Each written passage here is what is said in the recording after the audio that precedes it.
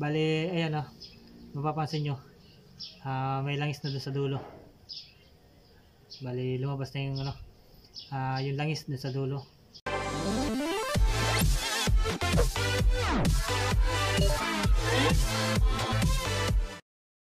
Ngayong araw, talagang ano na ako dun sa natin, sa clutch cable natin. Kasi sobrang tigas. Talagang yung kamay ko pagka medyo natatagalan, medyo nangangalay na. Sobrang tigas ng natin. Napakahirap pisiin. So ngayon, yan ang gagawin natin ngayon. Bali, titingnan natin kung mariremedyohan natin. Kasi mahirap talagang i-clutch pagka matigas yung clutch cable natin. So ayun, tingnan natin kung ano yung magagawa natin dyan. Ayun bali, medyo palamig-lamigin lang muna natin yung makina natin. Kasi kakarating lang din namin, ginamit ko to. Yan, medyo pagpasensyahan nyo na maputik. Kaya ayan, medyo palalamigin ko lang muna kasi mainit yung makina. Tapos tingnan na natin. Tingnan nyo, sobrang tigas talaga ang clutch nya. Tingnan natin kung ano yung magagawa nating remedyo dito. Sana maremedyohan pa natin para hindi na tayo magpalit. Pero sa tingin ko okay pa naman yung yung cable nya. Siguro lagyan lang natin ng langis para medyo dumalas yung yung loob. Kung talagang pag nalagyan na natin ng langis at ganun pa rin at matigas pa rin yung clutch cable natin, so doon na natin papalitan siguro. So ayun, medyo malamig na yung makina natin. Ayan medyo okay na. Bali, tanggalin lang natin tong cover. So madali lang naman magtanggal ng cover na yan. Ito lang gamitin natin, susi lang. Yan, i-unlock lang natin yan. Tapos hilahin natin dito. Yan, hila dito. Tapos hilap natin pag ganito. Yan, matanggal yan. Yan, ganun lang ang pagtanggal ng cover natin. So ayan, madali na nating ma-access yung cable. Ayan, ito na. So may dalawang tornilyo lang yan, doon sa baba at saka sa taas. So ayan lang, tatanggal natin. Maluwag na siya mga idol. So luwagan lang natin yan. Maluwag na siya, tanggalin lang natin to.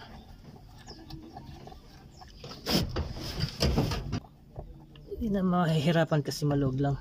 Hindi naman masyadong mahigpit. Tanggalin lang natin tong tornilyo na to dito.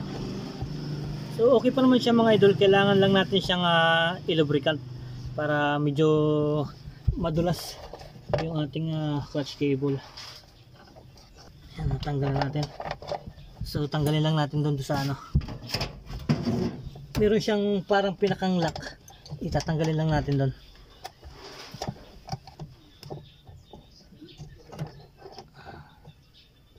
Yan, tanggalin lang natin yung lock. So tatanggalan natin yan. Yan, okay na, natanggalan natin.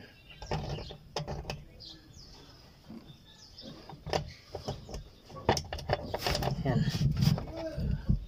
ito na. So ayan, bali natanggalan natin. So ayan, dito madali na nating matatanggal. So natanggal ko na to ay.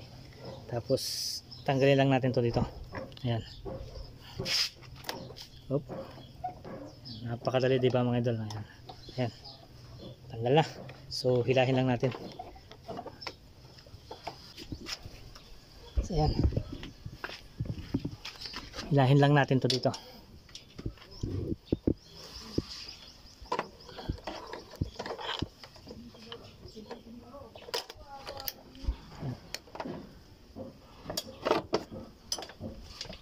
So bali matagal na rin tong cable clutch ko na ito mga idol, pero goods pa rin naman siya, kaya ilulubricant lang natin. Yan. So yan, tanggalan natin. So parang ano na din pala siya mga idol. Medyo may tama na rin. Ayan ah. Pero tingnan pa rin natin kung ma-lubricant natin. Ayan, sa pag-lubricant, ito lang gagamitin natin. Siyempre kailangan natin itong plastic. Kahit anong pack na mas comfortable kayo, yun ang gagamitin natin. Tapos ito, rubber band. Yung pinag-change oilan natin nung last video natin, ito rin yung gagamitin natin pang lubricant. So ayun, tingnan natin, umpisa na natin. Ayan, gupitin lang natin to mas luwang para mas madali tayo maglagay ng ng langis. So ayan.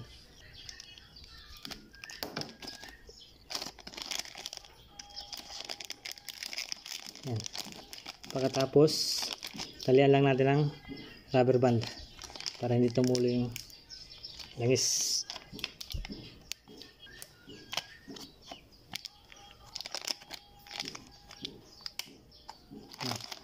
Okay na. Tapos lagyan natin ng langis dito. Ayan. Dahil nalagyan na natin, natalian na natin din ng rubber yan dito. Tapos yan. Ito na yung dulo niya.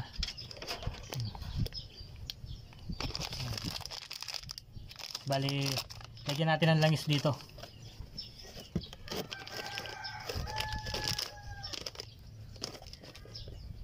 Ang gamit ko lang mga idol ay yung used oil. Ilang natin ang langis. Konti-konti lang para hindi naman matapon. Pagkatapos niyan, laro-laruin lang natin yung cable. Yan.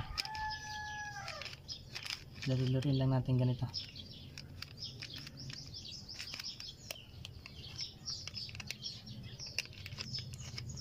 Hanggang sa lumabas yung langis doon sa dulo.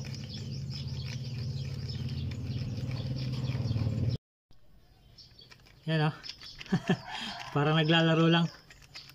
So wala pa. Medyo siguro kalahati pa lang. Hindi pa na lalagyan lahat. Hindi pa kasi lumalabas yung langis na sa dulo. So medyo haba-haba pang to. So ayun mga idol. Bali ayan mapapansin nyo. May langis na doon sa dulo. Bali lumabas na yung yung langis doon sa dulo.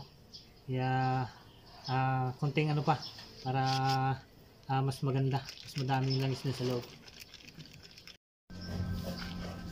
So ayan mga idol, tingnan nyo kaya sobrang tigas ng ating clutch cable. Napaka dumi. Ayan grabe, putik na talaga putik na. Kaya siguro sobrang ganito, sobrang tigas i-clutch dahil sa sobrang dumi na ng loob. Siguro papalitan na rin natin to, pero hindi muna ngayon. Try muna natin to. Pagka hindi naging okay at saka natin papalitan. So ayun, i-lubricant lang muna ulit natin. So ayun mga idol, bali natapos na natin. Smooth na. May langis na lahat. Tsaka doon sa dulo, lumabas na rin yung langis doon sa dulo. At tsaka malinis na. Ayan smooth na.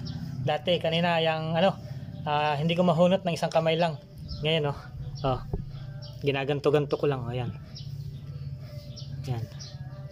Smooth na. Lambot. So ayun mga idol, ikabit na natin para matapos na tayo. Ayun na mga idol, bali na ibalik na natin. Ayan na. So bali higpitan ko lang ulit ito. Ayan. Ito na, naisuot na natin. Ayan.